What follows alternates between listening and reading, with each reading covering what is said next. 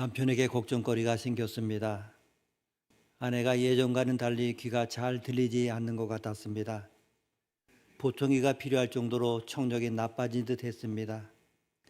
의사에게 상담을 했더니 아내 청력 상실 여부를 확인해 볼 수 있는 간단한 비공식적 테스트가 있다고 했습니다. 우선 아내로부터 4m쯤 떨어진 곳에 서서 정상적인 대화 음성으로 불러보라고 했습니다.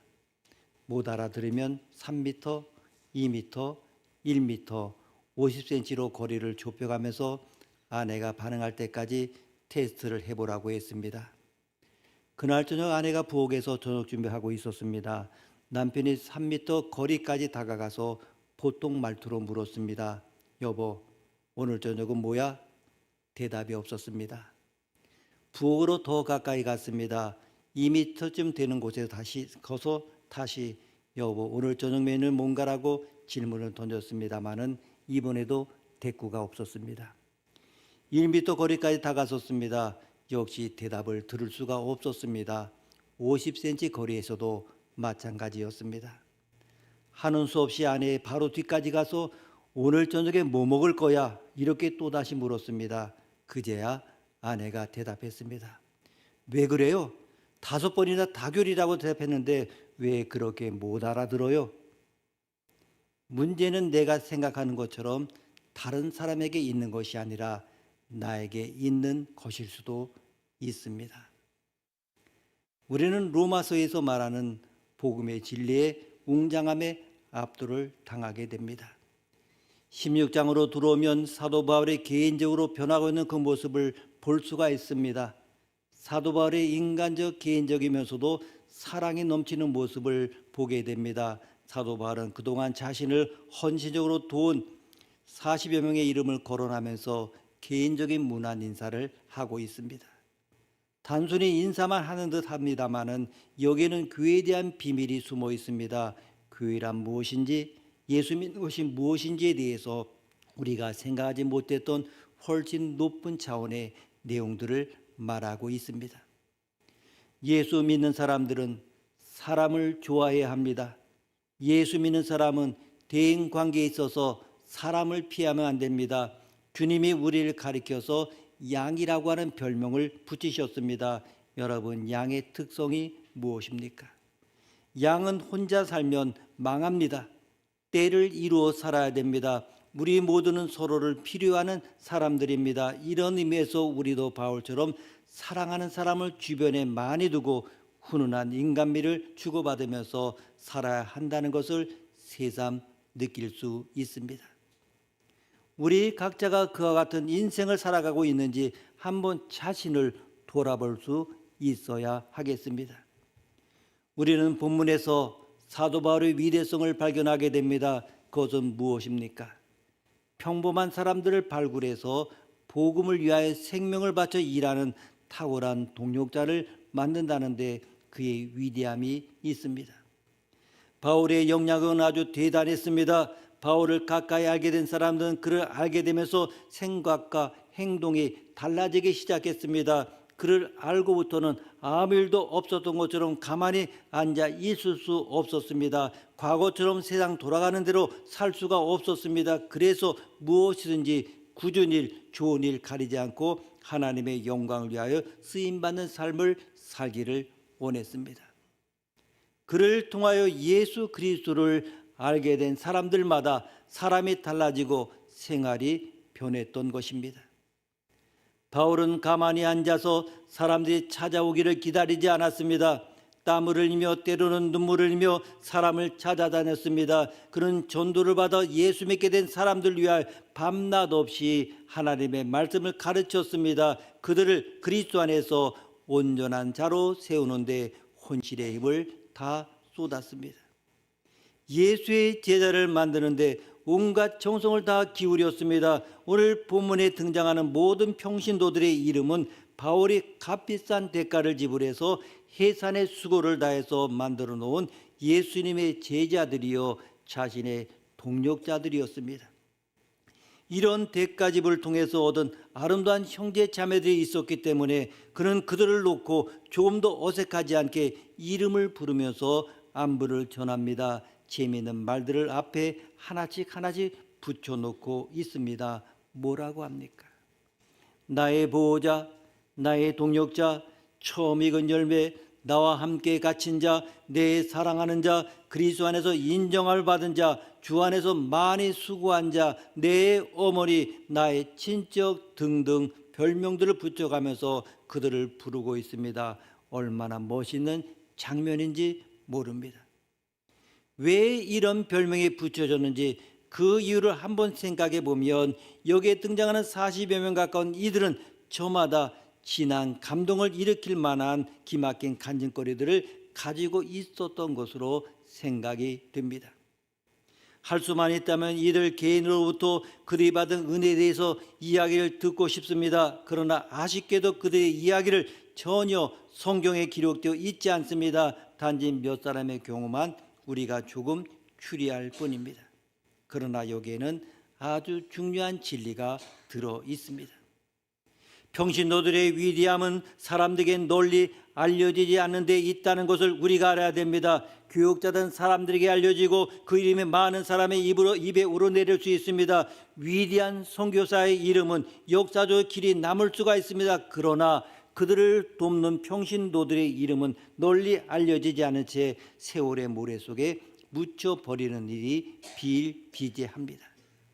평신도의 위대함과 영광은 사람들에게 알려지지 않은 익명성에 있습니다. 그들의 아름다움, 그들의 충성, 그들의 값진 인생에 대해서는 오직 예수님만이 알고 계십니다. 이것이 평신도의 위대함이요 영광입니다. 먼저 1절, 2절 말씀 우리가 함께 읽습니다. 1절, 2절입니다.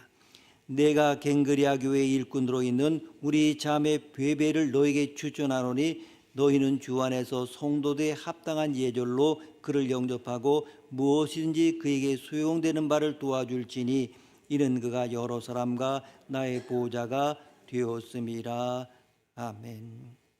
사도 바울을 도왔던 사람들 중에서 사도 바울이 기억하고 있는 제일 첫 번째 사람은 누굽니까? 1절을 보게 되면 남자가 아닌 베베라고 하는 여자였습니다.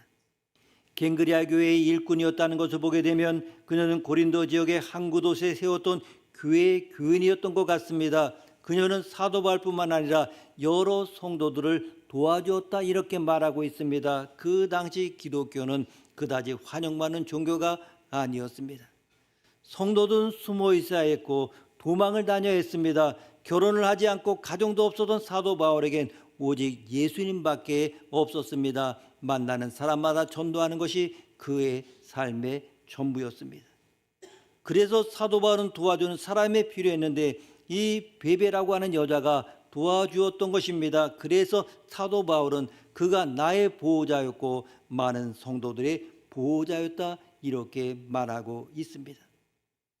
여러분, 사도 바울은 하나님의 사람이었습니다마는 혼자 일하지 않았습니다. 40여 명의 목숨을 걸고 사도 바울을 도와주었던 사람이 있었던 까닭에 이 초대교회 역사가 이루어질 수 있었습니다. 저희 교회도 마찬가지라고 생각합니다. 모든 사람이 다 일하는 것은 아닙니다마는 정말 교회를 남모르게 눈물을 흘며 기도하고 헌신하는 그런 주의 종들이 있었기 때문에 오늘 바로 이러한 교회가 세워져 있는 것입니다. 이것이 바로 하나님의 방법입니다. 사도 바울을 도와주었던 두 번째 사람이 누굽니까?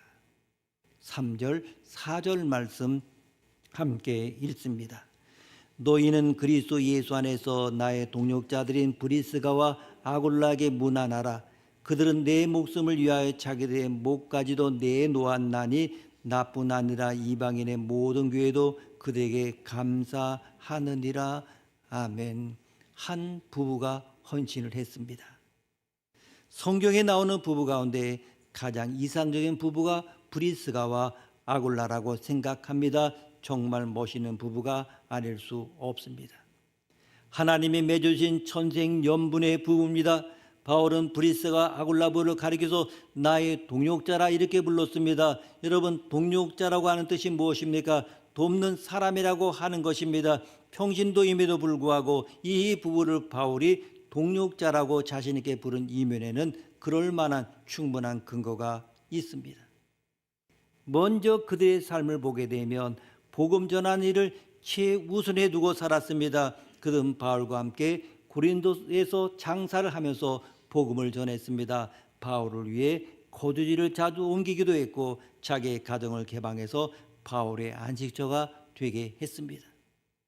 복음이 그에게는 최우선이었습니다. 그에게 직업이라고 하는 것은 복음을 전하기 위한 수단에 지나지 않았습니다. 주님은 오늘 이런 사람을 찾고 계십니다. 또한 그들의 집이 교회로 사용되었다고 하는 것입니다. 자기 집을 교회로 개방하는 데는 남자보다 여자의 역할이 훨씬 더 컸다고 생각합니다.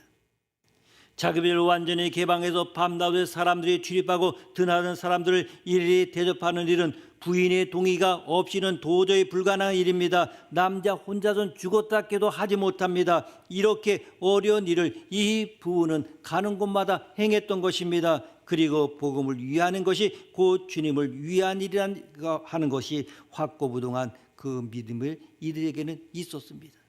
그래서 바울을 위해서 자기의 생명을 아끼지 않았다고 하는 것입니다. 참으로 놀라운 인물들입니다. 목이라도 대신 내어놓고 그런 마음을 가지고 그들은 존경하고 사랑할 만한 사람을 가지고 있었습니다. 얼마나 행복한 사람들입니까? 내가 저를 위한 목을 내어놓고서라도 정말 저를 섬기겠다. 이것이 하나님의 일이라면 그렇게 하겠다. 그런 사람이 우리 주변에 내 주위에 있다고 하면 그는 정말로 행복한 사람입니다. 그런데 재미있게도 여자 이름이 먼저 나옵니다. 여성이 인격 대우를 제대로 받지 못하던 고대 사회에서 부부를 소개하면서 여자 이름을 앞세웠다고 하는 것은 대단한 일이 아닐 수가 없습니다. 우리는 사도행전을 보게 되면 브리스가와 아굴라가 단순한 돈이나 시간이나 노력으로 봉사한 것만이 아니라 성경에 관한 지식과 영적 체험도 풍부한 사람들이었다는 사실을 알 수가 있습니다. 저는 여러분이 몸과 시간과 물질로만 봉사할 뿐만 아니라 성령님에 대한 깊은 진리를 깨닫고 가르치고 도와줄 수 있는 사람들이 되기를 바랍니다. 그리고 세 번째 사람을 소개합니다. 5절 말씀 함께 읽습니다. 또 저희 집에는 교회도 문안하라. 내가 사랑하는 에베네도에게 문안하라. 그는 아시아에서 그리스도께 처음 맺은 열매니라. 아멘. 우리는 에베도네라는 사람을 바울이 기억하고 있는 것을 봅니다. 왜냐하면 그는 첫 열매이기 때문입니다. 사도 바울은 자기의 첫 열매를 잊지 못하고 로마서 말미에 그 사람의 이름을 기록하고 있습니다. 정말 여러분에게 첫 열매가 있습니까? 처음 예수 믿을 때가 중요하듯이 첫 열매도 중요합니다. 이것이 바로 교회입니다. 사도 바울은 바쁜 중에도 자기의 첫 열매를 기억하면서 기도하고 있었던 것을 볼 수가 있습니다. 여러분은 누구를 기억하며 잊지 않고 기도하고 있습니까?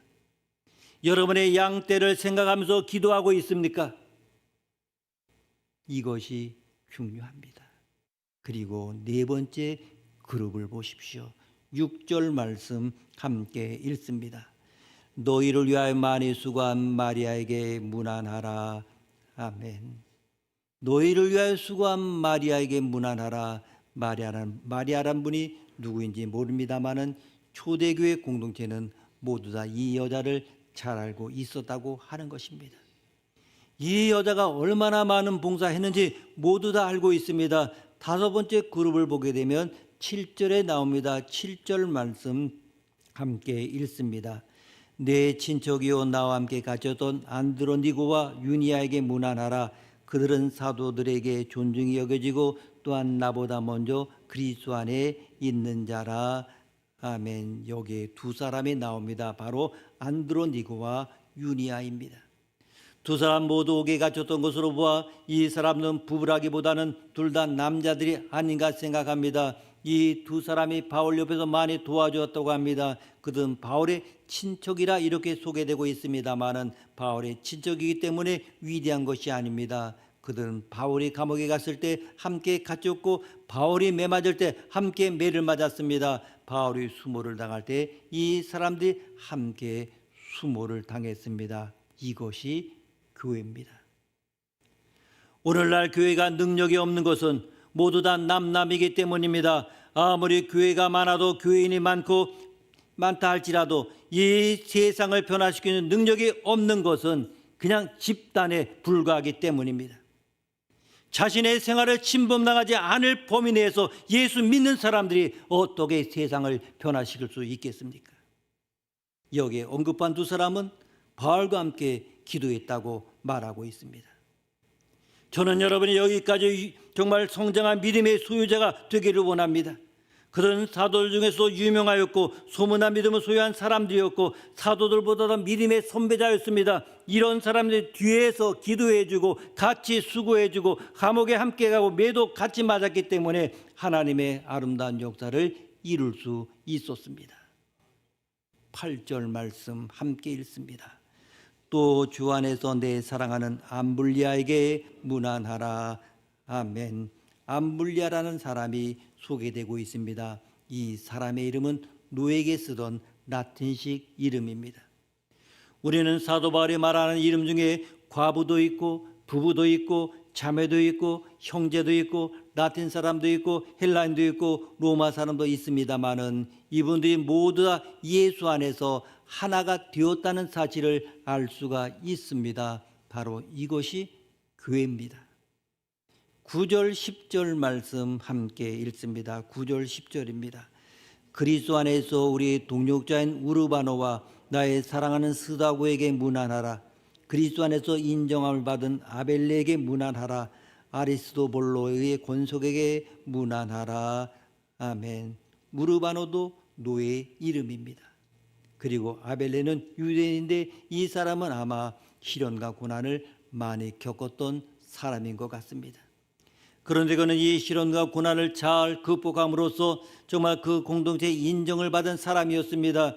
저는 여러분이 하나님께도 인정을 받지만은 공동체 안에서도 그 인격과 믿음과 겸손함과 능력을 인정받는 영적인 지도자들이 다 되기를 바랍니다.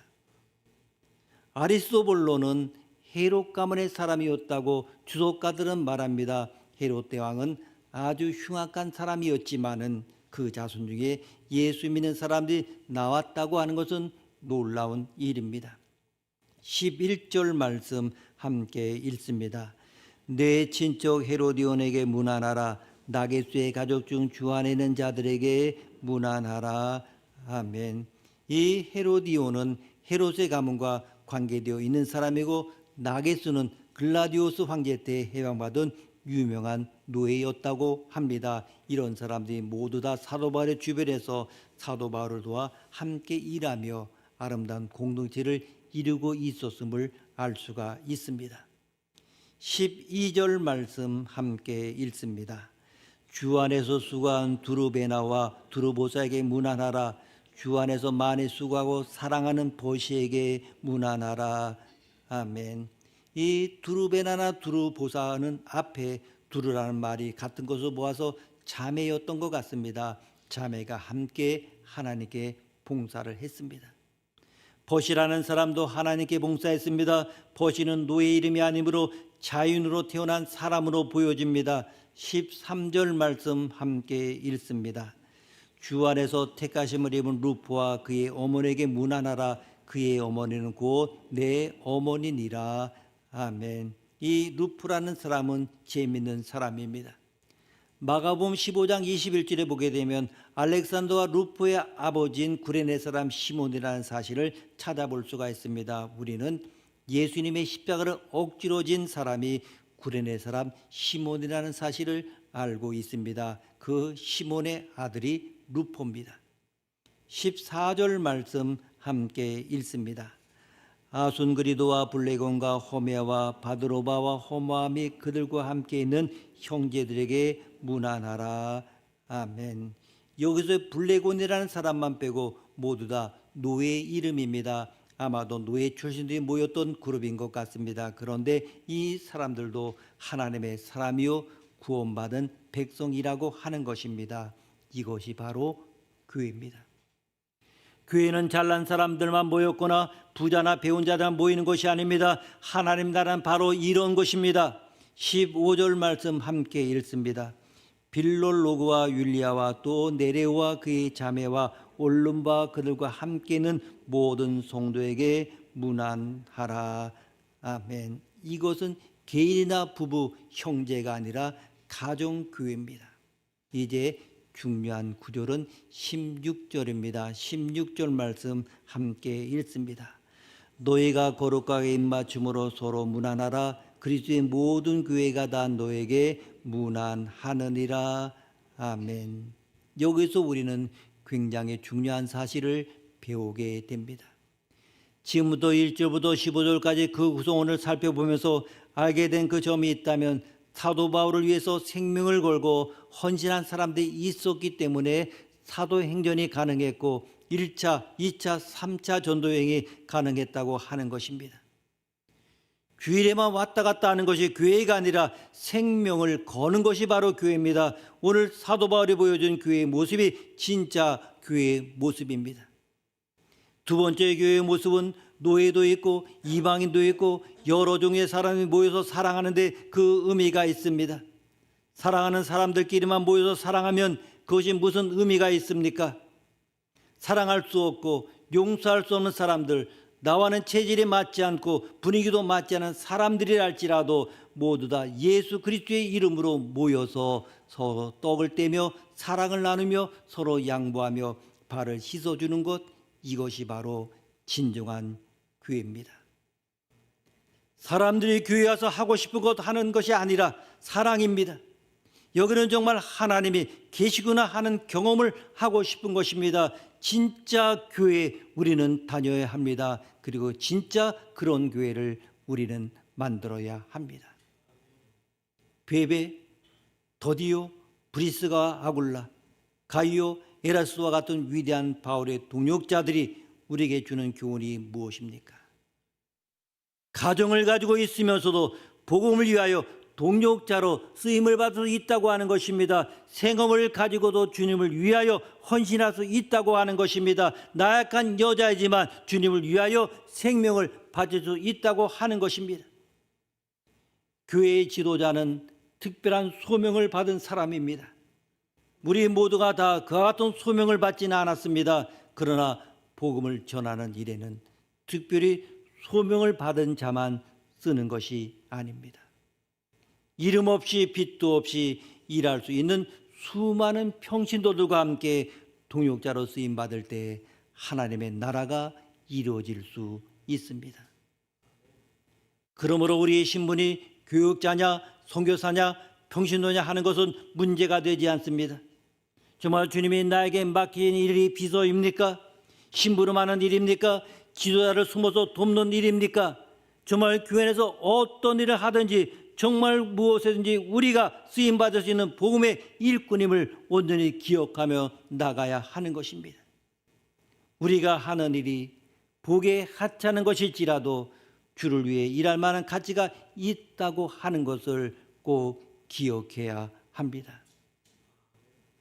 16절에서 진정한 교회란 무엇인가를 한 단어로 발견하게 됩니다. 그것은 거룩한 입맞춤이라고 하는 것입니다. 교회는 거룩한 입맞춤으로 서로 문안하는 곳이라고 하는 것입니다. 교회는 장로든 목사든 평신도든지 누구든지 간에 예수의 이름으로 거룩한 입맞춤을 할 수 있는 곳이어야 합니다. 입맞춤은 진정으로 사랑하고 거리낌 없는 사람과 합니다. 아버지가 아들에게, 엄마가 딸에게, 남편이 아내에게 입맞춤합니다. 그렇습니다. 믿음이란 하나님과 입맞춤을 하는 것입니다. 머리로 이해하는 것이 아니고 그가 내 안에, 내가 그 안에 들어가는 것입니다. 사랑하는 사람은 꼭 껴안고 싶습니다. 그러나 이상한 사람이 와서 껴안으려고 하면 싫습니다. 피하고 싶습니다. 교회란 거룩한 입맞춤이 있는 곳입니다. 그래서 성경은 너희들은 거룩한 입맞춤으로 서로 문안하라 이렇게 말하고 있습니다. 이것이 교회입니다. 교회 와도 외로운 것은 가슴을 터놓고 친하게 지낼 사람이 없기 때문입니다. 이것은 교회가 아닙니다.